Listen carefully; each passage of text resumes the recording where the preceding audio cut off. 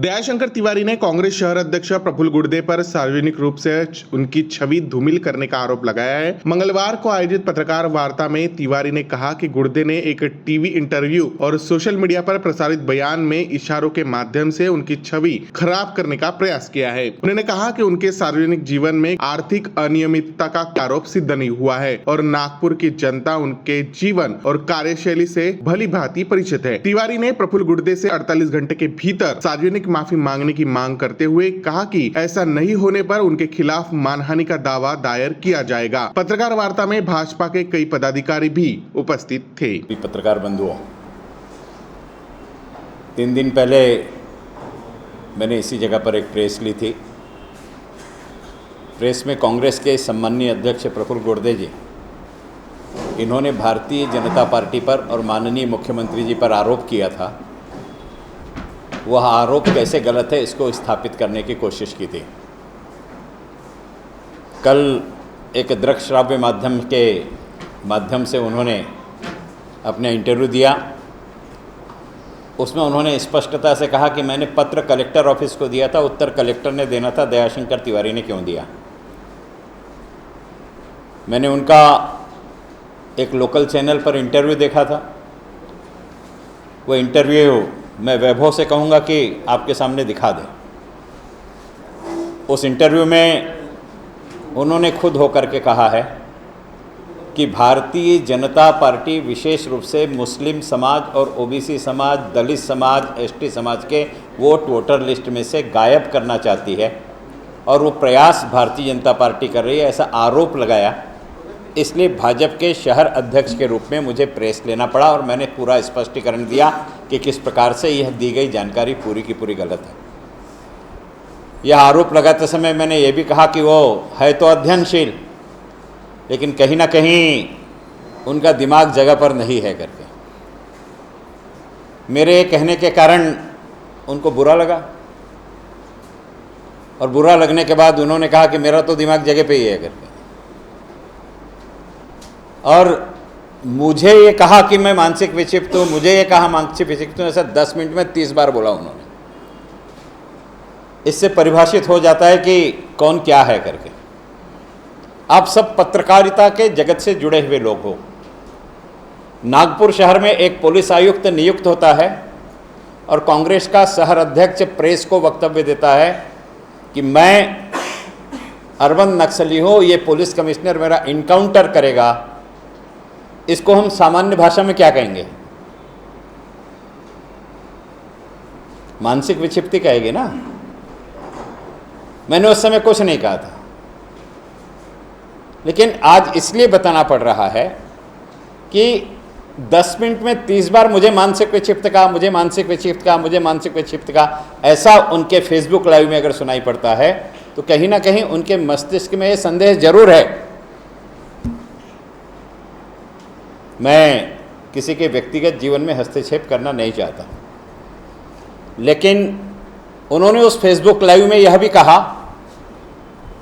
कि बहुत बड़ी संख्या के मुस्लिम वोटर 6 नंबर का और 7 नंबर का फॉर्म भर के भिवंडी में दर्ज कर दिए गए और उनके नाम नागपुर से कटाए जा रहे हैं। मैं प्रफुल्ल गुर्दे जी को खुली चुनौती दे रहा हूं कि उन्होंने आमने सामने मंच पर बैठ करके ऐसे मतदाताओं की यादी लानी चाहिए जिनके 6 नंबर के और 7 नंबर के फॉर्म हमने भरे हैं, अन्यथा राजनीतिक जीवन से इस्तीफा दे देना चाहिए।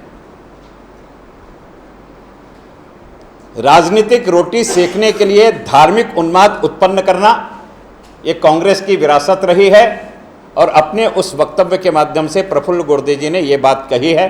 इसलिए मैं प्रफुल्ल गुर्दे जी की इस बात का भी पूर्णता के साथ में निषेध करता हूं। हाँ, विनम्रता से एक बात कहना चाहता हूं कि आज कांग्रेस के एक विधायक का फेसबुक पर वीडियो आया है। आप दिखाइए वीडियो कि एसआईआर के कारण, एसआईआर की प्रक्रिया के कारण सीपीएम ने, सीपीआई ने जो वहां बोगस वोट बना करके रखे थे, एसआईआर के कारण वो बोगस वोट रद्द हुए, इसलिए केरल में कांग्रेस की विजय हुई, ऐसा कांग्रेस का विधायक कह रहा है। अब मैं आपको उसका दूसरा भाग बताता हूं। इतवारी में सराफा होली है, सराफावली में बहुत बड़ी संख्या में बंगाली कारागिर काम करते हैं, और बंगाली कारागिर काम करते हैं इसलिए वहां काली उत्सव भी होता है। जब कलकत्ता के चुनाव हुए तो ट्रेन की टिकट नहीं मिल रही थी, इसलिए बस करके ये लोग वोट डालने के लिए बंगाल गए। एसआईआर में जिसका वोट 2 जगह है, वो देश में कहीं पर भी 2 जगह हो, उसका नाम एक ही जगह रहेगा, एक जगह से कट जाएगा, ऐसा नियम है। अब मैं व्यक्तिगत उदाहरण बताता हूं कि सुरेंद्रगढ़ में बहुत बड़ी संख्या में मध्य प्रदेश के लोग रहते हैं, उनके यहां भी वोट थे, वहां भी वोट थे। जब एसआईआर में हमने कहा कि भाई आप यहां पर अपना वोट ट्रांसफर कर लीजिए, यहां रहते हो, तो उन्होंने कहा हमारी ज़मीन जायदाद वहाँ है, घर वहाँ है, ज़मीन वहाँ है, और शासन की योजना का लाभ हमको वहाँ मिलता है, इसलिए हम परिवार प्रमुख के रूप में अपना नाम वहाँ रखेंगे, बाकी परिवार का नाम यहाँ रहे। अर्थात नागपुर में 15 साल, 20 साल, 25 साल से रहने वाला व्यक्ति भी मेरी ज़मीन जायदाद वहाँ है, इसलिए मैं वहाँ अपना नाम रखूँगा, इसलिए अपना नाम वहाँ रखना चाहता है और वर्तमान पीढ़ी का नाम यहाँ रखना चाहता है। हिंदू है, ब्राह्मण है, और उस बच्चे का परिवार है जिस बच्ची ने महानगर पालिका का नाम Guinness book of world record में लिखवाया है, जिस बच्ची ने 80 ग्राम का सैटेलाइट बना करके अंतरिक्ष में भेजा है, उस बच्ची का परिवार है। कल्पना कीजिए आप। अब ये सारे के सारे सराफावली के जो मुस्लिम बंधु कारागिर है, कल अगर वो वहां पर अपना नाम रखना चाहेंगे, यहां से नाम कट जाएगा, तो प्रफुल्ल गुर्दे कल क्या कहेंगे? मी जे सांगितलं होता तेच खरं होता। त्यांचं वक्तव्य खूपच आगळा वेगळा आहे। 15 ते 20% नाव वगळण्याचा प्रयत्न भारतीय जनता पक्ष करत आहे। वर्तमान मतदार यादीमध्ये 10 ते 12% लोक असे आहेत ज्यांची मृत्यू झालेली आहे। नैसर्गिकरित्या तेवढे मतदाता कमी होणारच। 8 ते 10% लोक असे आहे जे एक वस्ती सोडून दुसऱ्या वस्तीमध्ये राहायला गेलेले आहे, मायग्रेटेड वोटर्स आहेत। प्रभाग 19 ज्या प्रभागाचा आम्ही प्रतिनिधित्व केला, फक्त एका प्रभागात 2173 मायग्रेटेड वोटर आहे। एका प्रभागात जर 2173 मायग्रेटेड वोटर त्याच्यातला कमी झाले तो 56,000 पैकी 2173 मतदान कमी झाले, तो गुर्दे हे म्हणणार आहे का?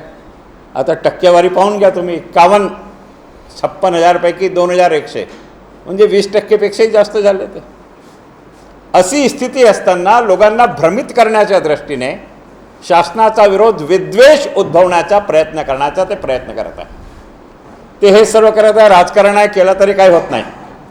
पण हे करत असताना त्यांनी एक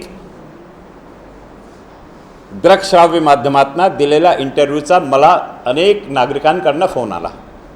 सांगितलं की त्यांनी सांगितलं की मी स्टँडिंग कमिटी चेअरमॅन असताना असा आरोप केला त्यांनी की माझ्या अंडरस्टँडिंग खूपच चांगली आहे। दयाशंकर काय आहे हे इथे बसलेला एकही पत्रकारांशी लपलेला नाही। दयाशंकरची जीवन जगण्याची पद्धती काय हे हाही कोणाही पत्रकारशी लपलेला नाही। दयाशंकर चेअरमॅन होता तर कसा वागत होता हे कोणाला सांगण्याची गरज नाही। दयाशंकर महापौर असताना सुद्धा कसा वागला हे सांगण्याची गरज नाही। आपली 98 इयरची आईला इंदिरा गांधी मेडिकल हॉस्पिटलमध्ये कोविड असताना दयाशंकरने ॲडमिट केलेला। दयाशंकरचा राहता घरी हंसापुरीला होता, रोड माइंडिंगमध्ये घर तुटला। घर तुटल्यानंतर दयाशंकर जिथे राहायला गेला तो भाड्याने राहत आहे। नागपूर महानगरपालिकेचा एक नगरसेवक जो 97ला पहिल्यांदा नगरसेवक झाला, नंतर 4 वेळा नगरसेवक झाला, स्टँडिंग कमिटी चेअरमॅन झाला, महानगरपालिकेचा महापौर झाला, तरीही तो भाड्याचे घरहीने बंधूनगर जंगाबाई टाकळीला राहत आहे। म्हणून प्रत्यक्षला प्रमाणची गरज नाही, आणि ज्याला दयाशंकर माहीत आहे त्यांना माहीत आहे की दयाशंकर कसा आहे म्हणून। ज्याप्रमाणे असा हात दाखवून प्रफुल्ल गुर्देने दयाशंकरची अंडरस्टँडिंग, त्यांनी मला पंडित म्हटलं, चांगलं वाटलं, काही चुकीचं नाही। मी पेशेने पंडित होतो, त्यांनी बुद्धिमत्तेने सांगितलं। मी 9व्या वर्गात होतो तेव्हा माझे वडील वारले, पौरोहित्य करून आपला परिवार जगवला। मी परिवारातला सगळ्यात मोठा मुलगा होतो मी, तरी 9व्या वर्गात असताना पूर्ण परिवार मी सांभाळलेला आहे। आजही मी पौरोहित्य करायला जातो. साहू समाजचा सामूहिक विवाह असतो. ती माझी सामाजिक बांधिलकी आहे की 29 वर्ष पूर्वी तो सामूहिक विवाह मी सुरू केला, म्हणून मी तिथे आजही पौरोहित्य करायला जातो. आणि काही चोरीचं काम नाही आहे. पण पैसेबद्दल जर प्रफुल्ल गोडदेने माझ्यावर आरोप केला आहे तो त्यांनी सिद्ध करून दाखवावे किंवा त्यांनी 48 तासात माफी मागावी. जर प्रफुल्ल गोडदे माफी नाही मागणार तर मी मानहानीच्या नोटीस बजावणार आणि कोर्टात त्याचा विरोध मी दावा दाखल करणार आहे. 48 तास मी प्रफुल्ल गोडदेला दिले आहे.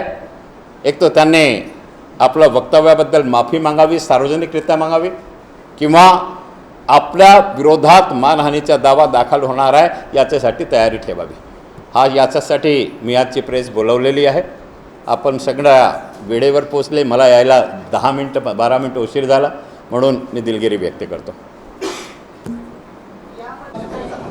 परवा मी एक प्रेस घेऊन काँग्रेसचे सन्माननीय अध्यक्ष प्रफुल्ल गोडदे पाटील यांनी माननीय मुख्यमंत्र्यांवर आणि भारतीय जनता पक्षावर जे आरोप केले होते त्याबद्दल खुलासा केला होता. आणि खुलासा करत असताना मी असं सांगितलं की मला असं वाटतंय की त्यांच्याकडे कार्यकर्त्यांची कमी असल्यामुळे त्यांच्या मानसिक संतुलन बिघडलेलं आहे. मी हे सांगितल्यानंतर खरंच त्यांच्या मानसिक संतुलन बिघडलं असं मला वाटतंय. त्यांच्या मानसिक संतुलन बिघडलेलं आहे हे सांगण्याची गरज नाही, कारण ज्या दिवशी नागपुरात माननीय नवीन पोलीस आयुक्त नियुक्त झाले त्या दिवशी जसं त्यांचं नाव समोर आला त्यांनी प्रेसमध्ये स्पष्ट वक्तव्य दिला की मी अर्बन नक्सली आहे, म्हणून हे कमिशनर माझा एन्काउंटर करेल.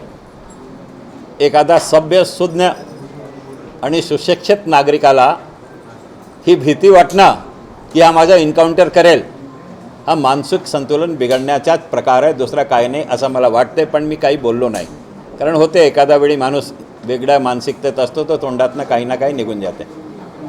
पण काल त्यांनी आणखीन एक आरोप केला की भारतीय जनता पक्षाने इकडचे मतदाते भिवंडीच्या यादीत आम्ही शिफ्ट करून टाकले त्यांचे फॉर्म भरून.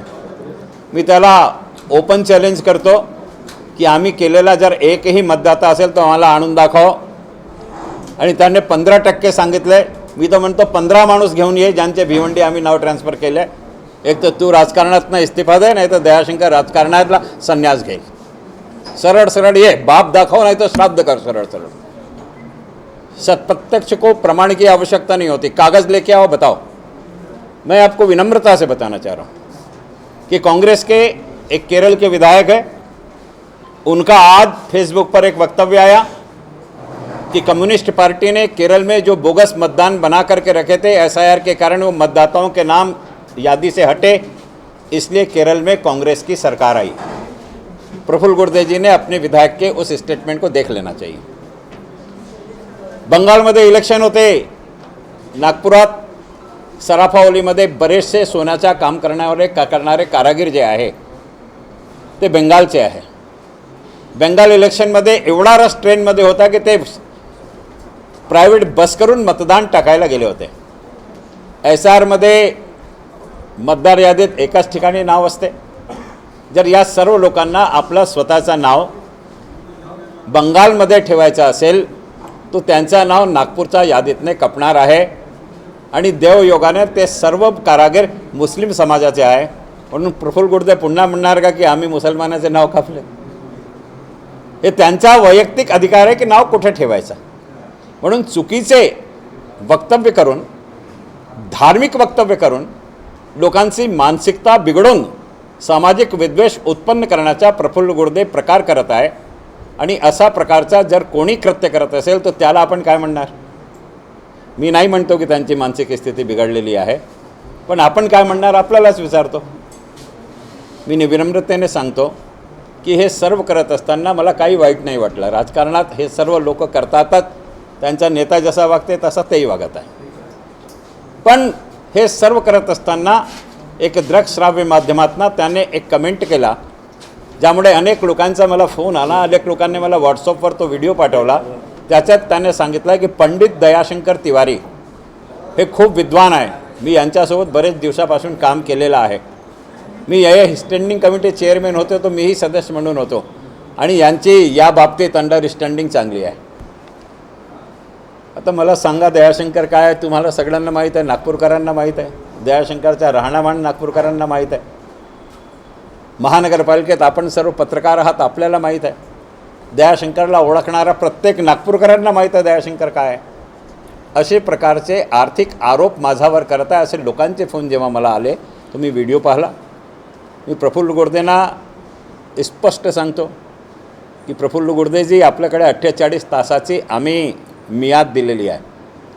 48 तासामध्ये आपण माझ्यावर बोटाने इशारा केलेले आरोप जे लावले आहे याबद्दल जाहीररित्या माफी मागावी, अन्यथा मानहानीचा नोटीस मी तुम्हाला पाठवेल आणि कोर्टात दावासुद्धा दाखल करेल. 48 तास तुमच्याकडे आहे, नंतरची वेळ भाजप अध्यक्ष म्हणून आम्ही काम करणार. असं गरीब ब्राह्मणचा मुलगा आहे मी, जेवढी माई पत आहे तेवढा दावा करो. मी असं तर कधी केलंच नाही दादा.